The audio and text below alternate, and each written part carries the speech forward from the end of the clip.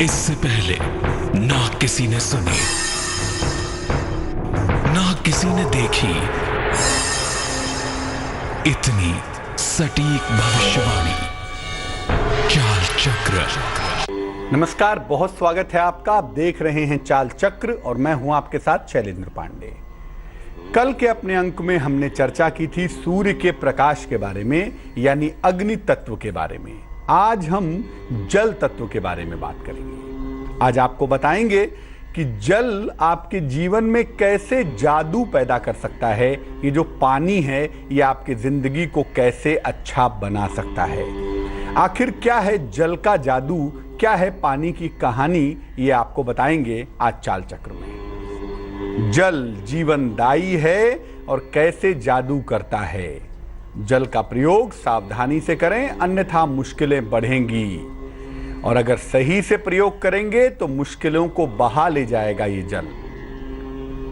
इसके अलावा भाग्य का दरवाजा खुलेगा, शुभ पहर के बारे में आप जान पाएंगे। तो चिलचिलाती गर्मी के इस समय में जल की कीमत समझना और जानना हमारे आपके लिए बहुत जरूरी है।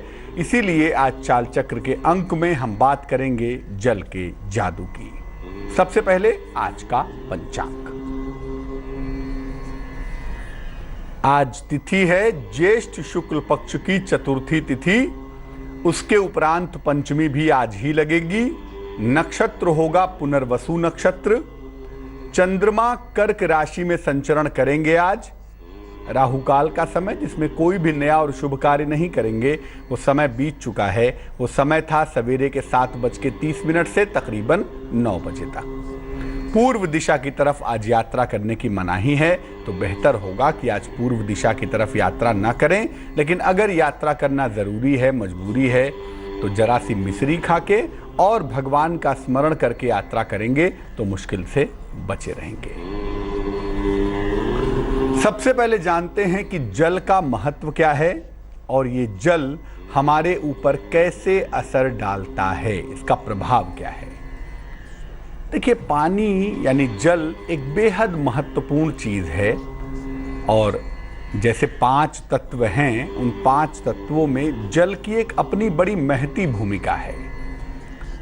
वायु, पृथ्वी, आकाश, अग्नि और इसके बाद जल, इन 5 तत्वों को मिलाकर ही इस सृष्टि का निर्माण हुआ है। यानी सृष्टि के निर्माण की प्रक्रिया में जल तत्व की एक बड़ी भारी भूमिका पाई जाती है। जीवन के निर्माण के लिए 5 तत्वों की आवश्यकता होती है, आपको बताया, और उसमें से एक महत्वपूर्ण तत्व है जल तत्व। जो टेंजिबल चीजें हैं, जो आपको दिखाई दे रही हैं, जिनका आप स्पर्श कर सकते हैं, उनमें सबसे ज्यादा मूल्यवान और चमत्कारी चीज है जल। 5 तत्वों में हालांकि वायु से ज्यादा मूल्यवान कोई नहीं है, क्योंकि एक क्षण भी वायु रुक जाए तो हम जीवित नहीं रह सकते। लेकिन उसके बाद जो चीज टेंजिबल चीजों में सबसे ज्यादा मूल्यवान है, जो दिखाई भी देती हो, जिसका स्पर्श भी कर सकते हो, जो आपका अनुभव करवा सकती हो, वो चीज है जल, और वो बहुत मूल्यवान भी है और चमत्कारी भी है। जल तत्व की अगर हम बात करें तो जो सामान्य पानी है, जल है, इससे किसी व्यक्ति का जीवन तो चलता ही है, जीवन चलेगा भी। लेकिन अगर हम कुंडली की बात करें तो किसी व्यक्ति के अंदर भावनाएं कितनी हैं, किसी व्यक्ति की कॉम्पिटेंसी कितनी है, किसी व्यक्ति की योग्यता कितनी है, ये बात आप जल तत्व देखकर जान सकते हैं। किसी व्यक्ति के अंदर आध्यात्मिक शक्ति है या नहीं है, कोई व्यक्ति स्पिरिचुअल है या नहीं है, ये बात भी आप जल तत्व को देखकर और समझकर जान सकते हैं। तो किसी व्यक्ति की भावनाएं, उसकी क्षमता और उसकी आध्यात्मिकता, ये जल तत्व से डिसाइड होती है, जल तत्व से निर्धारित होती है। अगर जल ना हो, कुंडली में मान लिया जल तत्व का पार्ट हटा दें, तो जल तत्व जिस पार्ट को रिप्रेजेंट करता है, उसी पार्ट से व्यक्ति के जीवन का निर्माण शुरू होता है। जो लग्न का इलाका है वो जल तत्व का ही इलाका है। इसीलिए कुंडली में अगर आपको समझना है कि आदमी भावनाओं के मामले में कैसा है, आध्यात्म के मामले में कैसा है और अंतर आत्मा कैसी है, तो कुंडली में जल तत्व को समझना होगा। और जब आप जल तत्व को समझ लेंगे तो आप किसी व्यक्ति की भावनाओं के बारे में, उसके मन के बारे में, उसके आध्यात्मिकता के बारे में ठीक तरीके से जान पाएंगे। सवाल यह है कि हम जल को जादुई क्यों कह रहे हैं? हम क्यों कह रहे हैं कि जल के अंदर जादू छुपा हुआ है? हम क्यों कह रहे हैं कि जल चमत्कारी है? क्या कारण है इसका? देखिए, जल सकारात्मक और नकारात्मक दोनों ऊर्जाओं को सोख सकता है। जल की एक क्वालिटी होती है कि वो निगेटिव एनर्जी भी ले लेता है और पॉजिटिव एनर्जी भी ले लेता है। इसीलिए जल को मंत्र से अभिमंत्रित करने की क्रिया की जाती है। आप वायु को अभिमंत्रित नहीं कर सकते, आप पृथ्वी को, आकाश को, अग्नि को भी अभिमंत्रित नहीं कर सकते। अभिमंत्रण केवल जल का ही हो सकता है। इसीलिए जल को हाथ में लेके कहते हैं ना, कोई मंत्र होता है अगर, ओम सहना भवतु सहनौ भुनक्तु सह वीर्यं करवावहै, ऐसे मंत्र पढ़ते हैं और उसके बाद जल को छिड़क देते हैं।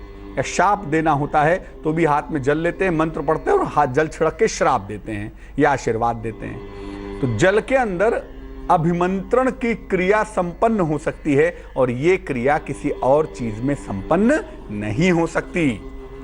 जल पॉजिटिव एनर्जी को भी सोखता है और निगेटिव एनर्जी को भी सोखता है। इसीलिए कहा जाता है कि पूजा के स्थान पे एक बर्तन में पानी भर के रखना चाहिए, क्योंकि जब आप वहाँ पे बैठ के मंत्र का जप करते हैं, जब वहाँ पे बैठ के भजन कीर्तन करते हैं, जब वहाँ पे बैठ के ध्यान करते हैं, तो वो सकारात्मक शक्तियाँ उस जल के अंदर चली आती हैं। और जब उस जल का प्रयोग करते हैं घर में छिड़काव करने के लिए, पीने के लिए, स्नान में के पानी में डालने के लिए, तो क्या होता है, आपका पूरा शरीर पवित्र हो जाता है, पूरा मन आपका बढ़िया हो जाता है। शरीर का जल तत्व ही आपको शक्तिशाली और दिव्य बना सकता है। बाकी किसी तत्व के अंदर ये क्वालिटी नहीं है कि आपके अंदर डिवाइनिटी पैदा करेगा। जल से ही जीवन का निर्माण होता है। जल तत्व से ही किसी भी प्राणी के अंदर प्राण की शुरुआत भी होती है। इसीलिए जल तत्व ही वो तत्व है जो आपके अंदर ईश्वरत्व की अनुभूति पैदा कर सकता है। और जल के प्रयोग से वास्तविक और काल्पनिक दोनों समस्याएं दूर भी की जा सकती हैं। अगर कोई वास्तविक समस्या है, सही तरीके से जल का प्रयोग करें, वो दूर हो जाएगी।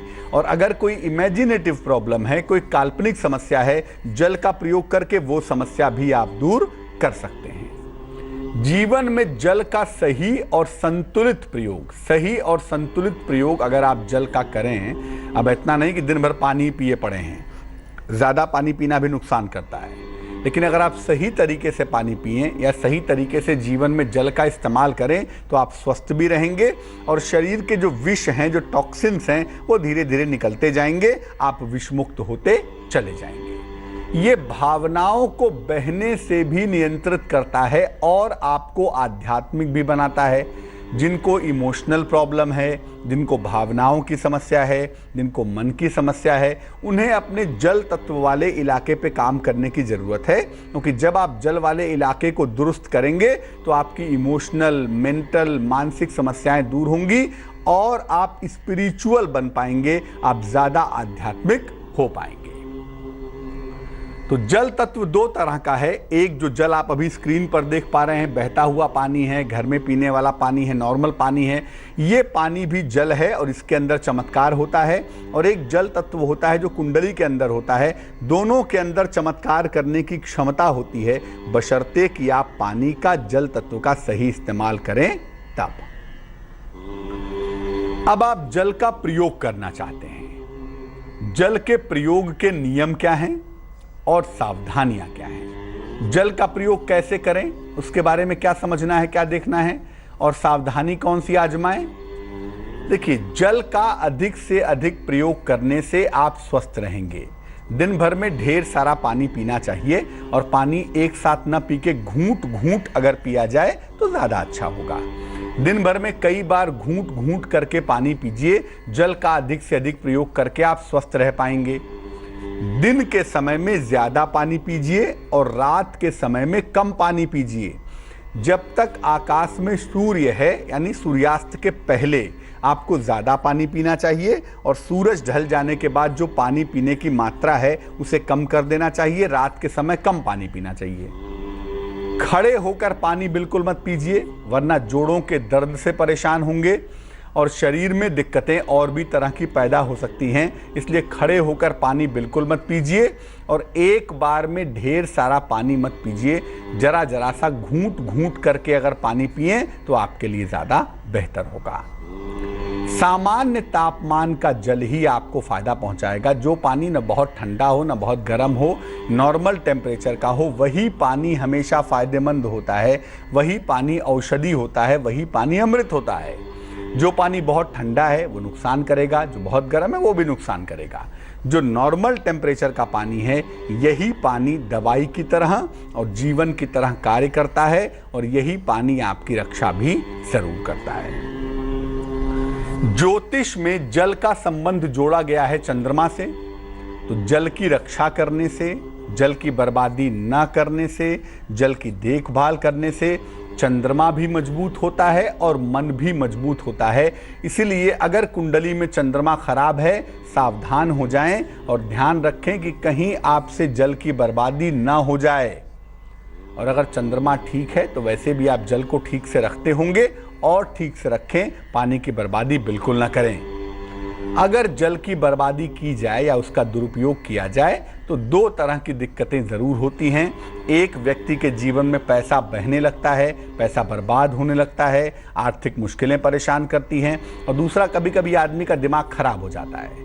तो जल की बर्बादी अगर आप न करें तो आपको आर्थिक फ़ायदा भी होगा, मानसिक फ़ायदा भी होगा। और इसके उल्टे अगर आप जल की बर्बादी करेंगे, घर की टोटी में से पानी बह रहा है, पानी बहे जा रहा है, आप ब्रश किए जा रहे हैं, बेवजह पानी अगर आप बर्बाद कर रहे हैं तो आपको आर्थिक और मानसिक दोनों तरह की परेशानियां हो सकती हैं। और वैसे भी जिन लोगों के घर में जल की बर्बादी होती है, जल बहता रहता है, टपकता रहता है, वहाँ पर मानसिक समस्या या आर्थिक समस्या बहुत आती है। इसलिए घर में अगर कहीं भी जल बर्बाद हो रहा है, तुरंत उसको ठीक करिए, क्योंकि जल बर्बाद होते होते आपकी किस्मत को भी बर्बाद कर रहा है। इस बात का ध्यान रखिए। अब ये समझते हैं कि जल और ज्योतिष का क्या कनेक्शन है। आपको पहले भी बताया कि जल का संबंध होता है ज्योतिष में चंद्रमा के साथ। तो जल और ज्योतिष का आपसी संबंध क्या है, आइए आपको वो भी बताते हैं। देखिए, जल मुख्य रूप से चंद्रमा और शुक्र से संबंध रखता है। जल का मतलब एक तरफ चंद्रमा होता है और जल का मतलब एक तरफ शुक्र भी होता है। चंद्रमा और शुक्र दोनों से संबंध रखता है ये जल का मामला, ये पानी का मामला।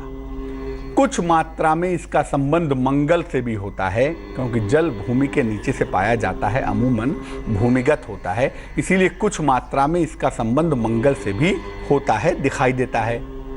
जल का सही प्रयोग करके आप चंद्रमा और शुक्र दोनों को मजबूत कर सकते हैं। अगर आप जल का सही प्रयोग करें तो आपका चंद्रमा भी प्रबल होगा और शुक्र भी प्रबल होगा, दोनों ही आपके बेहतर हो जाएंगे। अगर आप जल का सही प्रयोग नहीं करेंगे तो चंद्रमा भी खराब होगा और शुक्र भी खराब होगा। इसीलिए जल का सही प्रयोग करिए, क्योंकि चंद्रमा खराब हुआ तो मन खराब होगा और शुक्र खराब हुआ तो जीवन में सुख पाने में दिक्कतें पैदा होंगी।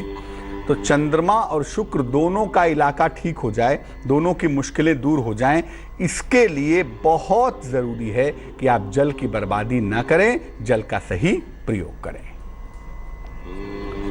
अब अगर आपकी कुंडली में चंद्रमा कमजोर है, आप चंद्रमा को प्रबल करना चाहते हैं, चंद्रमा को मजबूत करना चाहते हैं और चाहते हैं कि आपको मानसिक शांति भी मिले, तो जल का प्रयोग कैसे करेंगे? घर में ढेर सारे फूलों के पौधे लगाइए।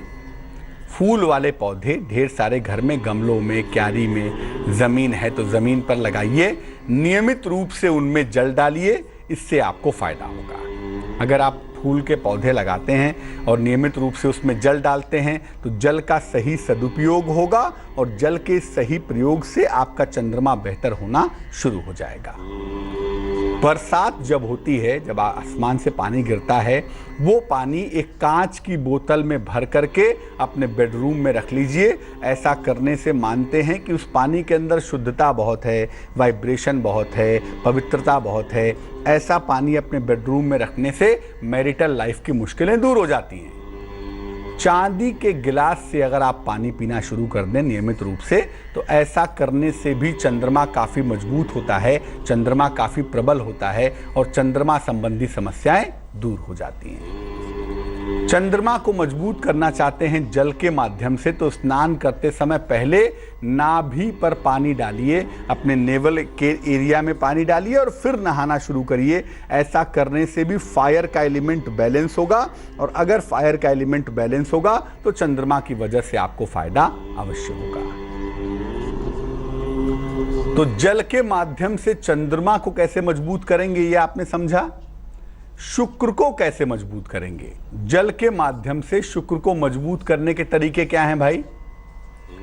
जहां तक हो सके दोनों समय स्नान करिए, लेकिन स्नान का मतलब ये नहीं है कि पानी की बर्बादी करिए। दोनों समय जहां तक संभव हो नहाइए, स्नान करिए। नियमित रूप से सुगंधित जल से नहाइए। नहाने के पानी में गुलाब जल मिला दें या केवड़ा जल मिला लें और उस पानी से नहाएं, ताकि सुगंधित जल से स्नान हो। सुगंधित जल से स्नान करने से शुक्र आपका बेहतर होगा। कांच के गिलास से जल पीना शुरू करिए। अगर शुक्र आपका कमजोर है तो कांच के गिलास में नॉर्मल टेम्परेचर का पानी नियमित रूप से पीजिए, आपका शुक्र बेहतर होगा। शुक्र खराब है अगर कुंडली में, तो पानी के बर्तन किसी को उपहार में मत दीजिए। गिलास है, जग है, वाटर प्यूरिफायर है, केटली है, ये पानी के जो बर्तन हैं, जिन चीज़ों में पानी का इस्तेमाल होता है, ऐसी चीज़ें उपहार में न दें, वरना शुक्र और भी ज़्यादा खराब होगा। लेकिन नियमित रूप से सुगंधित जल से स्नान करने से एक बड़ा आसान सा तरीका है। नहाना रोज ही है तो सुगंधित जल से नहाइए, तो उसके नहाने से, जल का इस्तेमाल करने से आपका शुक्र प्रबल हो जाएगा और कांच के गिलास से पानी पीजिए, शुक्र बेहतर होगा। मामला चंद्रमा का हो तो जल की बर्बादी बिल्कुल ना होने दें। नहाना वहाँ भी है, लेकिन वहाँ नॉर्मल पानी से नहाना है और वहाँ पर जो पानी पीना है वो चांदी के गिलास से पानी पीना है। ऐसा करने से आपका जो चंद्रमा है वो लगातार बेहतर होता चला जाएगा। जिन घरों में जल की बर्बादी ज़्यादा होती है, मैं फिर बता दूं आपको कि ऐसी दशा में वहाँ पे आर्थिक नुकसान ज़्यादा होते हैं, घर में पैसे की बर्बादी ज़्यादा होती है, ज़्यादातर पैसा बीमारियों में खर्च होता है। तो इस बात पर ज़रूर गौर कर लेंगे कि आपके घर में कहीं पानी की बर्बादी तो नहीं हो रही, क्योंकि अगर ऐसा हो रहा है तो आप आर्थिक मुश्किल में, आर्थिक समस्या में आ सकते हैं।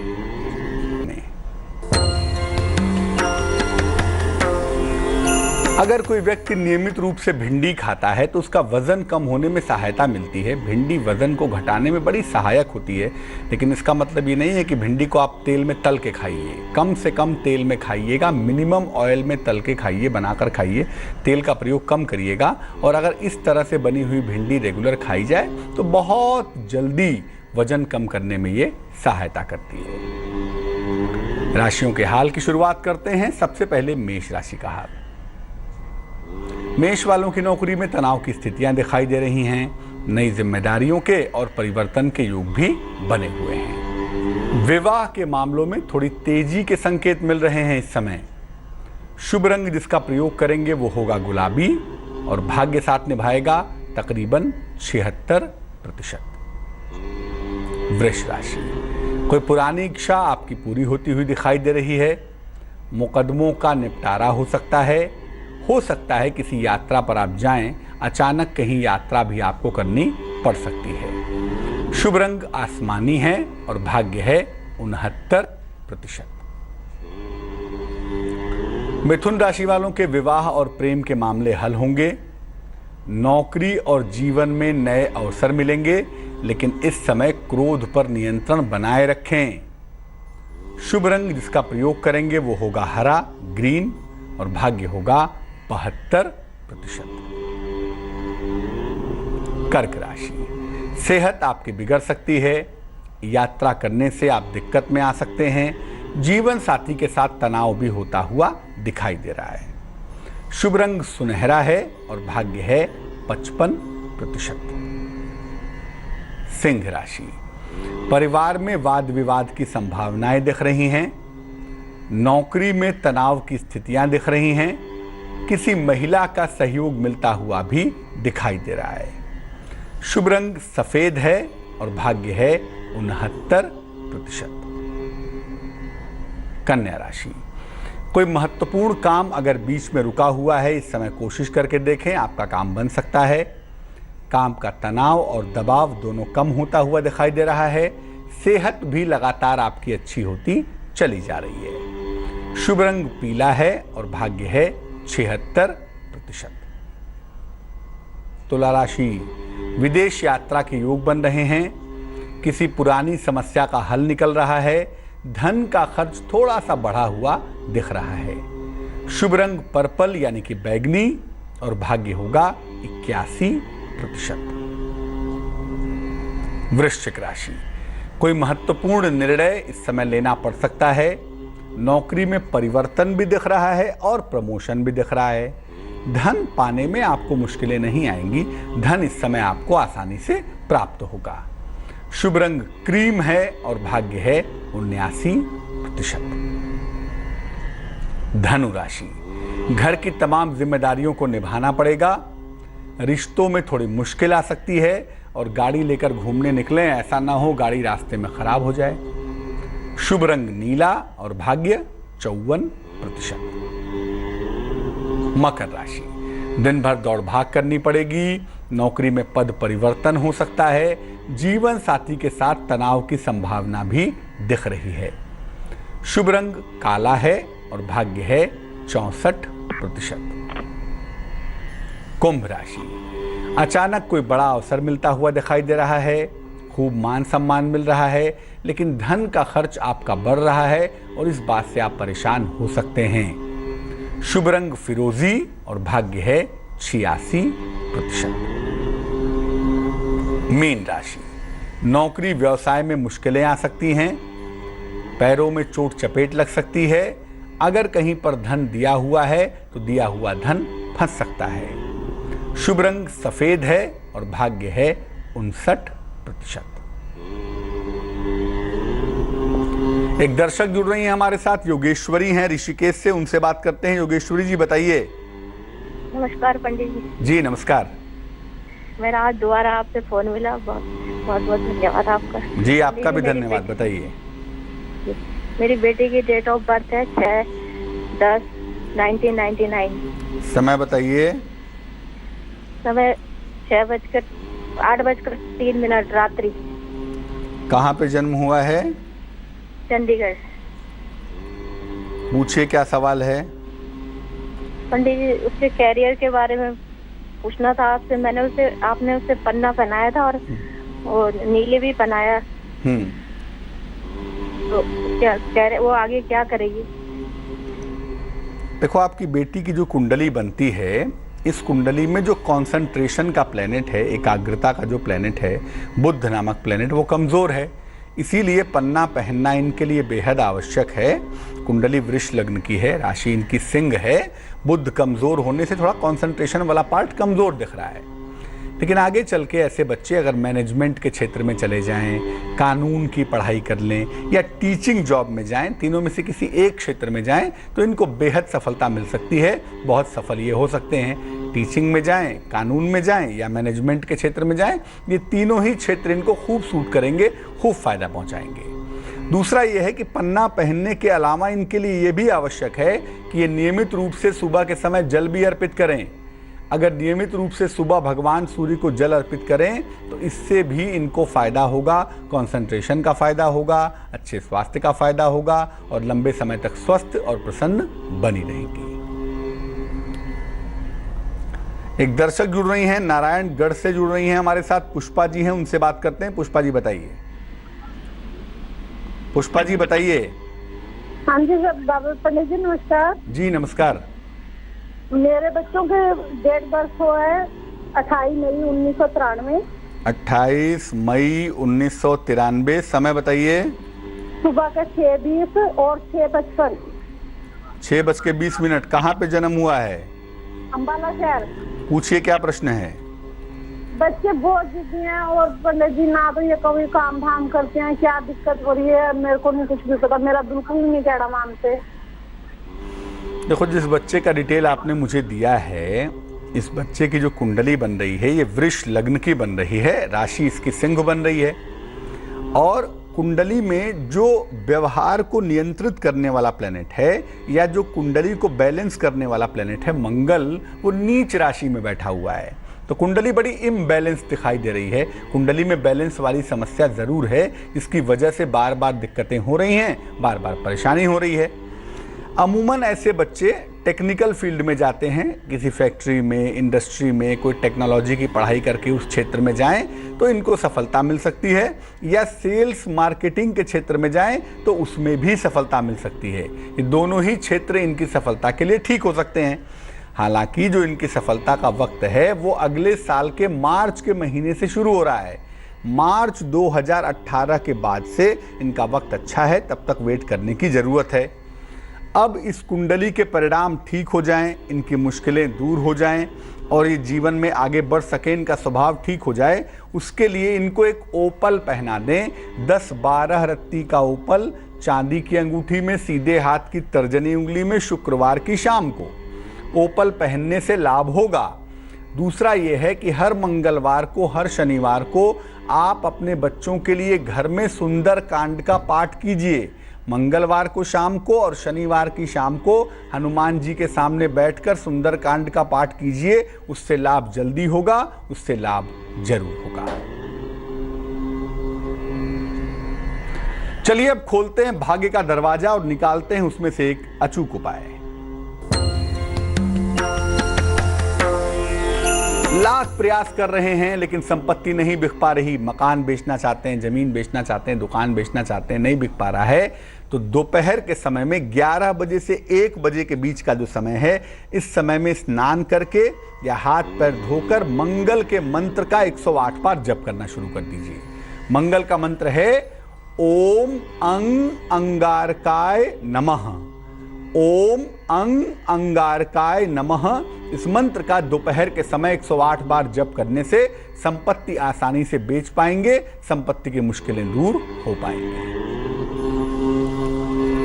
चलिए अब जानते हैं उस समय के बारे में जो है आज का सबसे ज्यादा शुभ पहर। आज का शुभ पहर है शाम को 7 बजे से रात को 8:30 तक। इस समय में घर में गुलाब की सुगंध वाली धूप बत्ती जलाइए। जीवन में जो कलह कलेश है, जीवन में जो तनाव है, वो निश्चित रूप से दूर होगा। लेकिन करेंगे कब? फिर से नोट करें, शाम को 7 बजे से रात को 8:30 के बीच में। तो जल की हमने चर्चा की है आपके साथ।